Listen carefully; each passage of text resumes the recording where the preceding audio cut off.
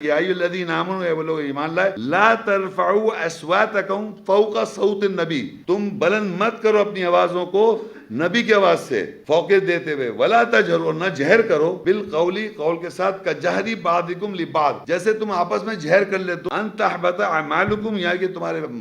अमाल मिटा दिए जाएंगे, व अंतुम ला तशऊरून, और तुम्हें उस बात का शऊर भी नहीं होगा कि नबी की आवाज़ से अपने आप को नीचे रख रहे हैं, अल्लाह के कलाम से अपने आप को नीचे रख रहे हैं, अल्लाह के कौल रसूल से अपने आप को नीचे रख रहे हैं। जो अहकामात पता चलते जाएं उससे अपने आप को नीचे रखें।